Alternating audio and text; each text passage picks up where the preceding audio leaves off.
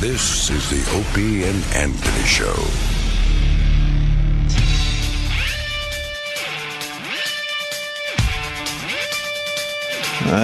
Good morning, everyone. Welcome to the Opie and Anthony Show. Look at that. It's Monday. Everyone have a nice weekend, I hope. I don't know if it was a nice weekend. I had to babysit for 2 days. Well, now, this is where you got in trouble. I babysat for 2 days. With the Twitter people and everything. They say... The Twitter people? They say you're not babysitting. It's your kid, you're not babysitting. Parents understand. If you're a parent, you understand. Sometimes you're a father, and sometimes you're just watching the clock and babysitting. I had both kids for the whole weekend. How'd that work out for you? It was all right. I don't have any real stories, to be honest with you. Got any sleep? Not really. No, huh? Not really. Because the young one still gets up a few times during the night. Oh, just go to sleep. And I don't have the titty. You don't have the titty? I don't have the titty, but she's in the middle of like breastfeeding and bottles. So I took the bottle, and at one point it was kind of weird. I had to kind of cradle her like this, and then kind of put the bottle like it might be a titty. How do they know where you're putting it? It's just like it must be the position she's used to. So I was able to trick her. Yeah. And then she drank the milk and crashed and blah, blah, blah. Did you say April Fouls? No April Fouls. You can't judge her for making that mistake. You know, even in adulthood, people make gender errors at times. It's certainly understandable how the youngster would be confused. Then I waited all day for the Jets game. That was my one excitement for the weekend. Yeah. And they got fucking blown out. Oh, is that what happened? You didn't watch. I didn't watch. They're your team, I thought. I wasn't bleeding Jets green this weekend. No. 49-9, I guess, was the final. I gave up at halftime. I knew this was a bust. Jets are having a schizo year. Win one, lose one, win one, lose one, win one, lose one. Did the Giants play? Now? Yeah, Giants beat the Eagles. Oh, they finally won. I think they got 2 wins in a row now, the Giants. So they're making a run at mediocrity. Good for them. And then I just was telling you, and we should talk about it on the air a little bit, I saw that damn fucking HBO documentary, Life According to Sam, because of you. Oh yeah, the little Progeria kids. And we've had our fun with the Progeria thing over the years. Well, we sure have, because I'm just a regular kid.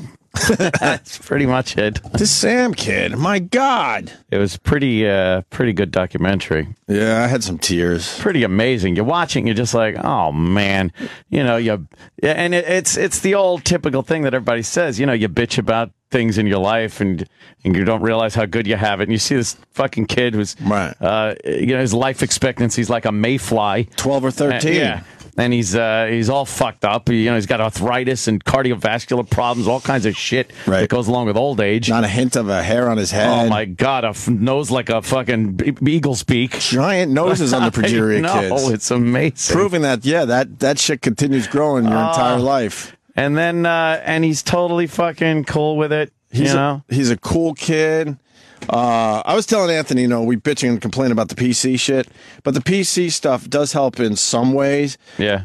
They showed the kid, Sam, at his school, walking the hallways. Everyone's high-fiving him, saying, hey, Sam. Yeah. And, of course, the documentary cameras are filming, so you're going to be a little cooler.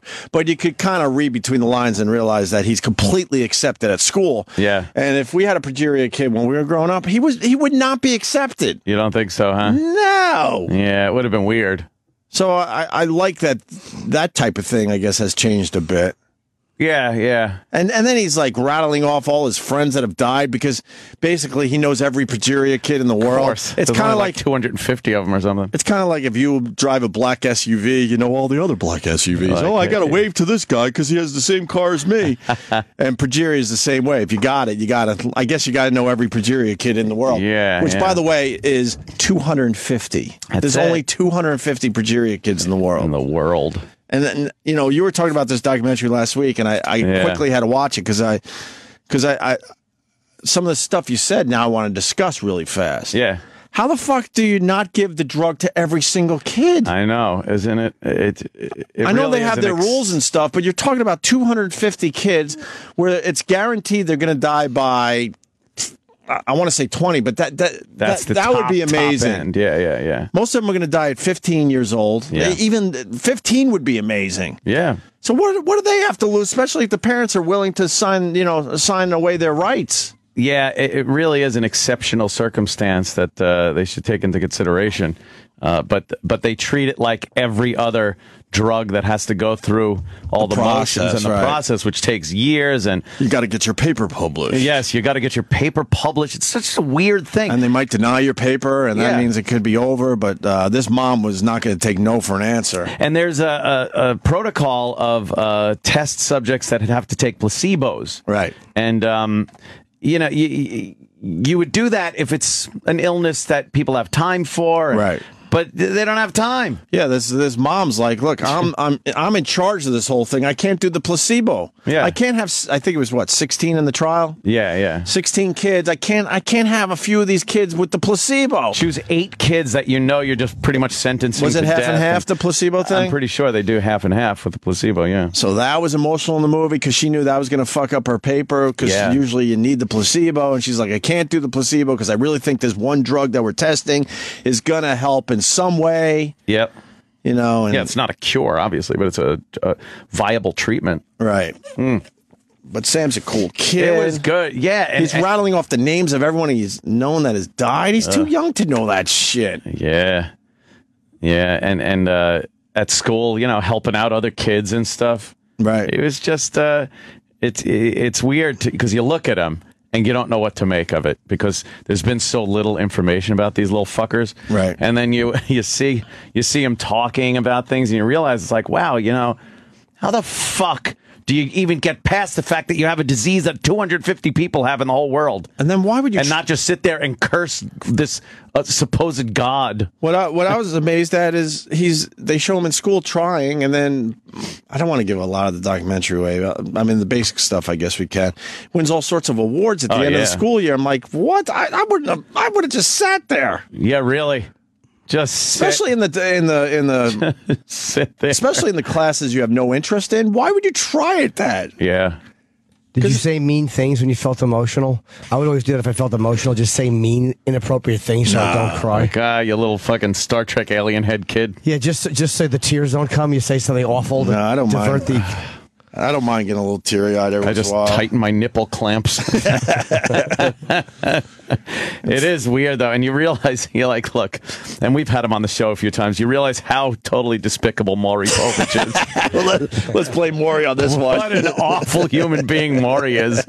I mean, sure, we've had our share of bashing little progeria kids on this show, but we've never gone under the guise of helping or educating people or anything, which is what Maury does when he has them on. But meanwhile, with Maury, it's a fucking hurry. It's a sideshow. Give us your nickels. See the little old man kid. But then he gives them like a gift certificate for Fridays or something, and then it's okay at the end. Yeah, exactly. You and your family are going to eat at Fridays. You're going to have some stuffed cheese, bacon, potato skins to really clog up your heart. That's so he can go home and sleep at night. Yeah. I don't know, man. I love this freaking documentary, Life According to Sam. It's winning all sorts of awards. I guess the kid is doing some promotion. And he's playing with little Legos. He's just like fucking our own E-Rock. I think you gave it away, and I think I just gave it away as well. I was wondering if he was going to be dead at the end of this movie. I know, But you kind of gave that away last week, which was fine. It didn't blow the movie for me at all. Yeah. And now he's like 17 years old. That's crazy.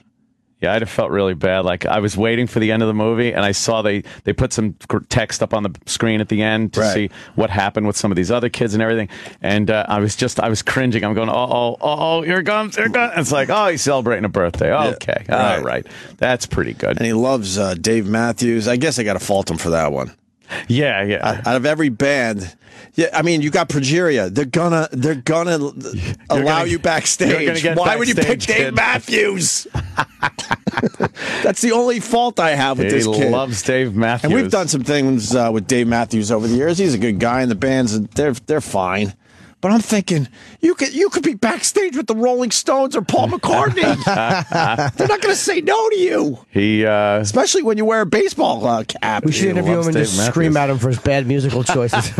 You suck. He loves Dave Matthews. His father loves Dave Matthews. And the band was all night. They dedicate a song to him. Did the one part of the movie where the father was like, I guess I got to admit I'm meeting Dave Matthews because of my son. Yeah, but using him. I guess at this point I should admit that, I would be okay with never meeting Dave Matthews if my kid was healthy. Yeah, my Progeria kid's a real pussy magnet.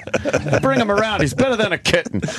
Bring him to the store. The chicks start talking to me. And then the other thing is he plays, baseball. They give him the worst position. Why is he the catcher? I know, right? Well, they probably want as much padding on him as possible. I don't know. That seems like a horrendous position to play if you got progeria. Yeah, how many people steal second? Probably everyone that gets up. And that's the 43rd steal of the inning. They just walk to second.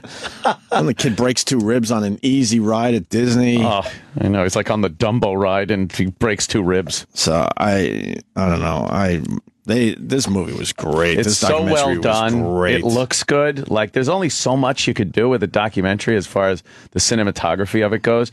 But it really, it looked good. It really shows, and pretty quickly. It's not all that long of a film, and hour and a half. It shows pretty quickly what these kids and their parents are about and stuff. And the mom. Oh my God, the mom especially. Boy. She really took on driven.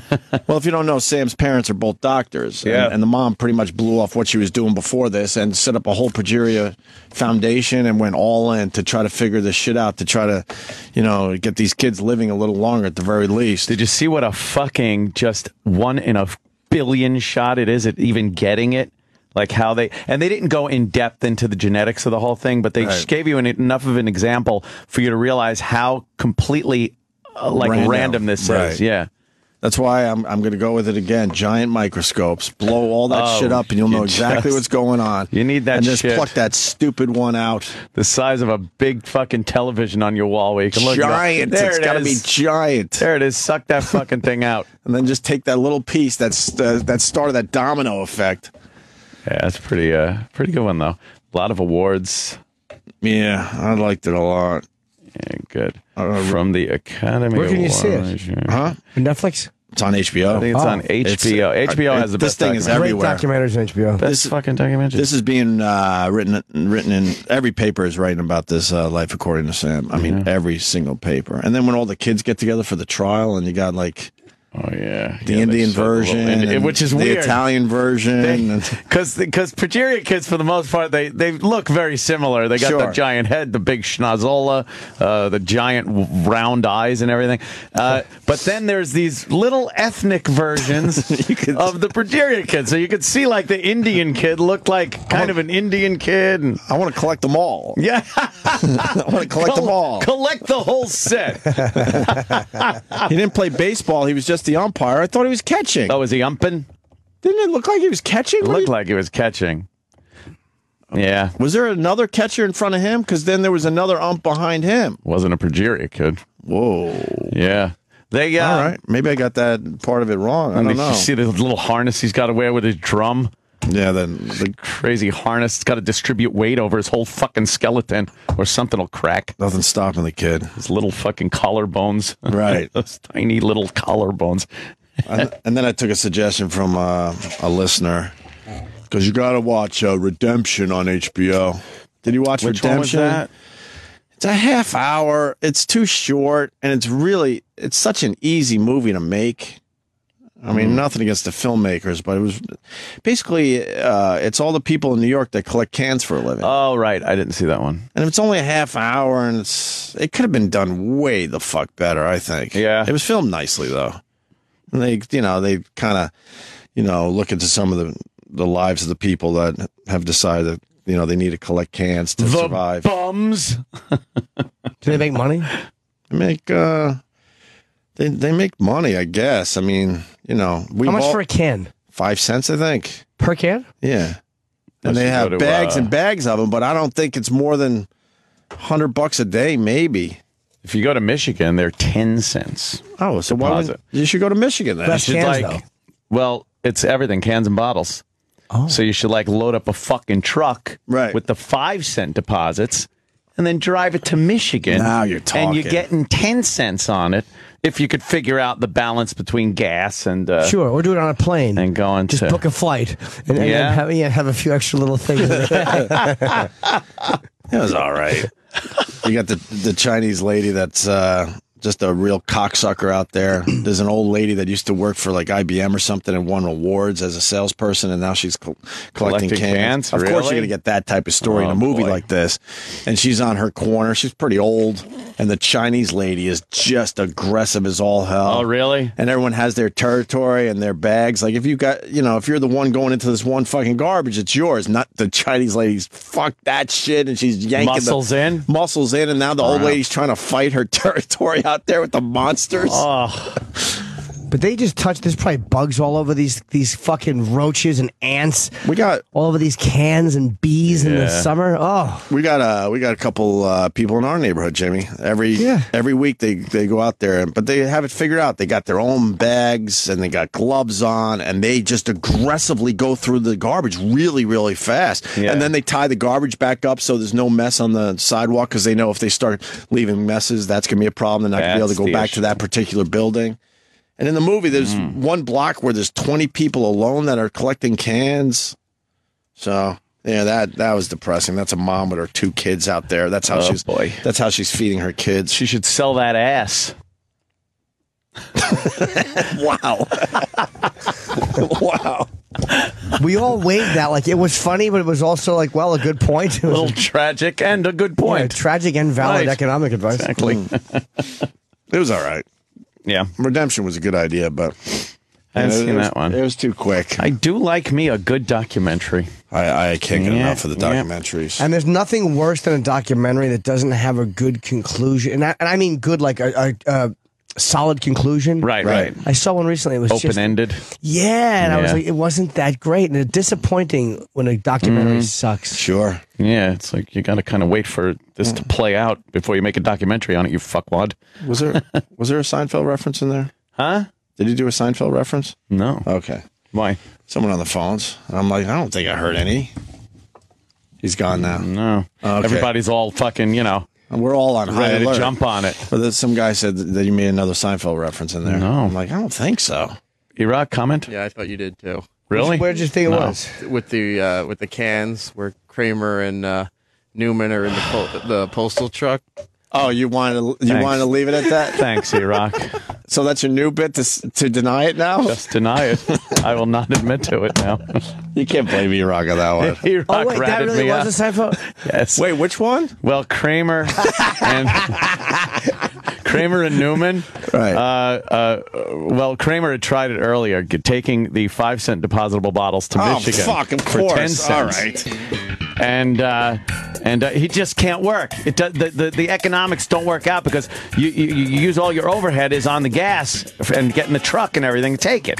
So Newman realized during one of these holidays, like Mother's Day or something, he gets extra time with his mail truck and stuff, and he could use his mail truck and use that, and now they won't have to pay for a truck or gas and load it up and go to Michigan.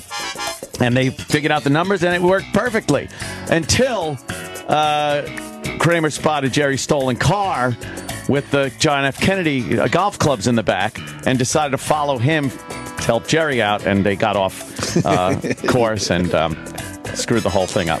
I think actually, yeah, that was a bad one. Oh, man, I should have got that one. Yeah, well, Maybe not, though. That one was clever. I didn't delve into it too deeply. I just figured I'd leave it there. And, E-Rock ratted me out. Yeah, but then you get the explanation with the music. Well, It's beautiful. Oh, with the nice music. It felt morning zoo-ish. It was kind of nice. It really did. I liked it.